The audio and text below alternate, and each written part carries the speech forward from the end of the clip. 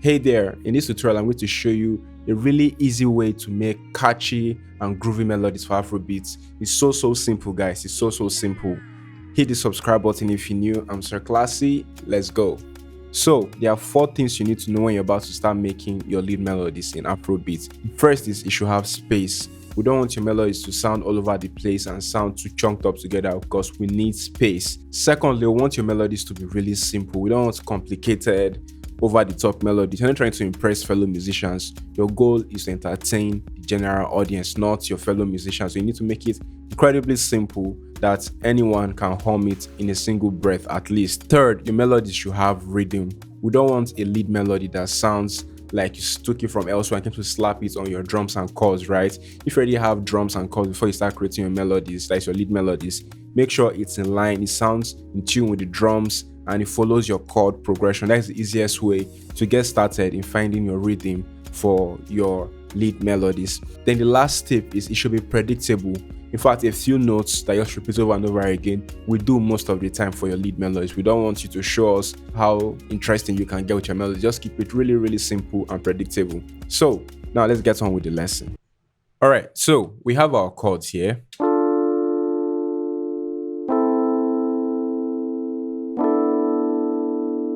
This chord is in A minor, so I'm going to come to help us because you may need the, or rather you need is, if I hope your FL Studio version has skill highlights, right? So you come to this drop down menu right here, come to help us, then come to skill highlights, then come to A minor. This is in A minor. You come to A, then help us, come again, and then you come to minor natural, okay? That's it, yeah, A minor. So I think we have it on A minor already. Now it's all set. You can see the light gray lines are the notes that we're going to play around. So now this is our melody, right? The classic kalimba sound for making melody. You can use this for guitars, flutes, any sound at all you really want to use for your melody, right? But let's use the most popular one at the moment, which is the kalimba or marimba sound for making melodies. So I'm going to open my piano roll. Now, this is where you need to really pay attention, okay? You can see we have 1, 2, 3, 4. We have 4 chords, right? Although this right here and this right here repeats, but let's just assume there are 4 chords. Let's just assume there are 4 chords for the sake of this lesson, right? Even if you have 2 chords, 3 chords, 4 chords, or more, depends on how your chords are. Keep your notes to a maximum of 4. Right? That's your melody notes per each chord region. Play at most 4 notes. Do not play more than 4 notes, okay? If you are much more experienced with creating melodies, you can go more, you can do more, right? But as a beginner, keep it to just at most 4 notes. Less is better, but 4 notes. And I'm going to show you why you need to keep it at 4 notes shortly. So now, let's assume I just have this right here, right? 1, 2, 3, 4. This is 4 notes, right? So I'm going to just repeat the same thing all over again. So let us hear how this sounds. So that's 4 notes, right? And you must not have all notes playing on each region, right? But the region that you choose to play your melodies on, it should not exceed 4 notes. If you could even make it 3, fine. If you could make it 2, fine. But for a beginner and you're trying to get catchy melodies, keep it at just 4 notes, okay? So I remember I said something about predictability, right? We want your melody to be predictable. So if I come, let's say here, and I do something like this.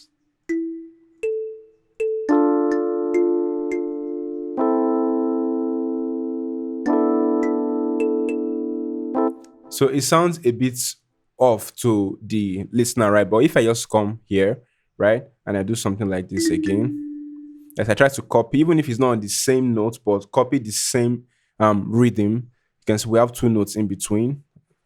I set that off. Then here we have 1, 2, 3, 4. We have 4 notes in between.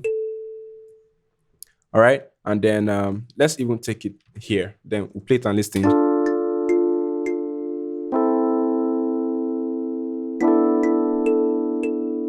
Now, this is a very predictable melody already, right? It's easy for the listener to digest on first hearing. And if you want to do more, now, in between this, the second chord and the last chord, now you can do a little bit of freestyle there. Let's assume you can do, let's see, let's just put in some notes.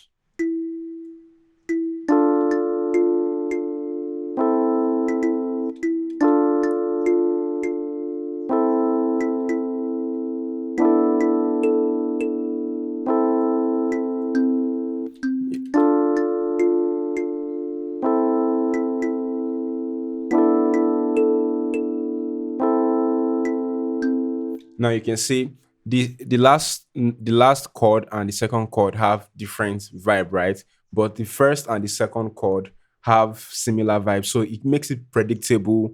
It makes it easy to digest. Okay, and you can see there's space. That's why you need to limit it to just at most 4 notes, and you can see in between the second chord I use just 2 notes, and the last chord I use 2 notes. I could even use 3 notes on the last chord if I like.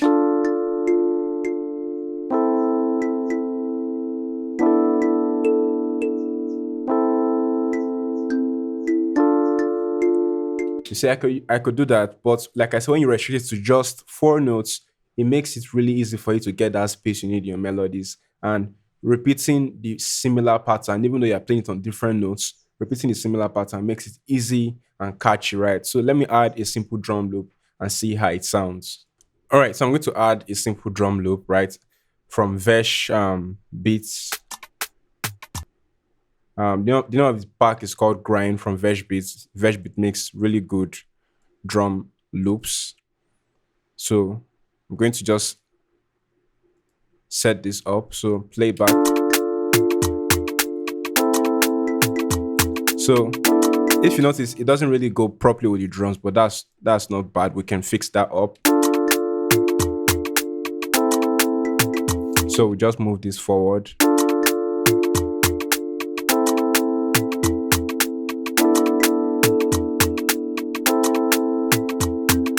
So that sounds perfect. You can always adjust your melody a little bit to fit in. Maybe if you bring in a drum or you bring in a new element, but just with this guide alone, you can surely get really catchy and really good melodies.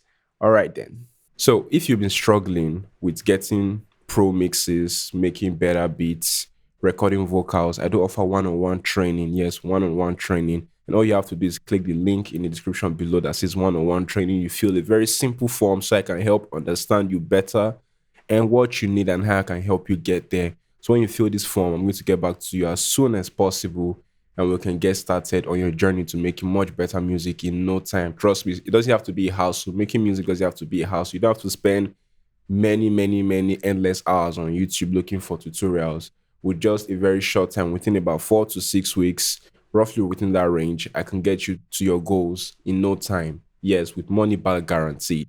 So don't forget to click the link in the description after you're done with this video to fill up a form, and I'm going to get back to you pronto.